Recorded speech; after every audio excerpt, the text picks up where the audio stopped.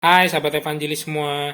Kali ini aku mau sharing pengalaman ke kalian. Gimana sih rasanya dirubah oleh Tuhan, tapi melalui pengalaman ketidakberdayaan.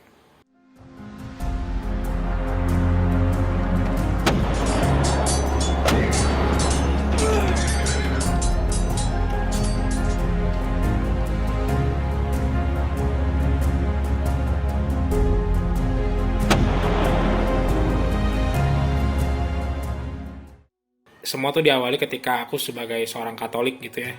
Itu hanya menjalankan tugas Katolik tuh sebagai kewajiban aja gitu loh.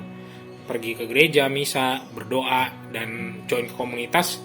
Semua tuh kayak kewajiban aja gitu loh. Esensinya tuh buatku nggak ada gitu loh. Ya udah, yang penting hari itu ngejalanin kewajiban selesai, dah gitu loh. Sampai satu ketika ada satu momen di mana itu merupakan momen titik terendah di dalam hidupku gitu loh.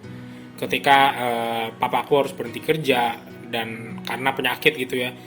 Terus aku juga masih kuliah semester awal dan itu masih butuh banget banyak biaya gitu. Tapi karena papaku harus berhenti kerja, jadi aku harus mencoba membiayai biayaku sendiri gitu, cari tambahan dan lain sebagainya gitu. Nah, di situ tuh aku mulai bertanya-tanya gitu. Aku udah ke gereja, aku udah berdoa, aku udah join komunitas. Setidaknya aku tuh bukan kayak orang jahat gitu ya dalam pikiranku. Tapi kenapa Tuhan tuh nggak melihat itu semua gitu loh?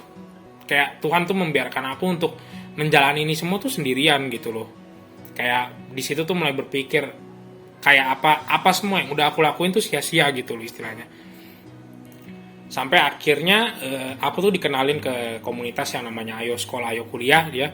Di situ akhirnya pendanaanku dibantu gitu kan secara kuliah dan aku diajak untuk berkomunitas juga di dalamnya gitu loh. Nah, yang lebih akan mau aku bahas tuh bagaimana dalam hal berkomunitas ya gitu loh, di dalam komunitas Ayo Sekolah Ayo Kuliah ini imanku tuh akhirnya dibentuk gitu loh dan aku punya mindset kalau rencana Tuhan itu tuh selalu datang tepat pada waktunya gitu loh. Dan waktu itu aku masih inget banget ketika aku ngobrol gitu ya sama ketua asaknya gitu ya, ketua Ayo Sekolah Ayo Kuliahnya. Dia tuh bilang, Rey, ikut Tuhan itu jamin deh, nggak pernah nggak enak gitu. Dan benar gitu, seiring berjalannya waktu, aku semakin bertumbuh di komunitas asak gitu ya.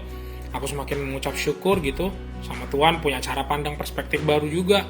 Dan ketika lulus kuliah tuh, wah, itu benar-benar kado terindah di dalam hidupku gitu loh.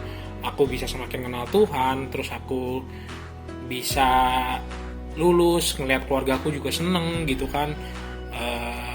Bersyukur maksudnya lihat aku udah lulus, pengurus asaka juga seneng.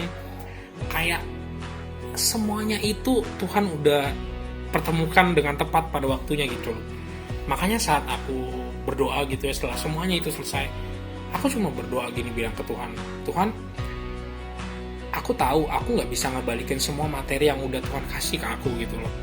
Tapi izinkan aku Tuhan untuk memberikan sisa waktu hidupku untuk melayanimu Tuhan. Kalau itu memang jadi kehendakmu gitu loh, maka aku mau melayanimu dengan hati yang tulus gitu ya. Makanya dari situ aku mulai kembali aktif berkomunitas, mulai punya cara pandang baru dalam berkomunitas. Jadinya aku semakin aktif lagi di gereja gitu. Jadi itu aja pengalamanku. Terima kasih udah mau mendengarkan sharing pengalamanku. Semoga sharing ini bisa menguatkan teman-teman evangelis semua dan Tuhan memberkati.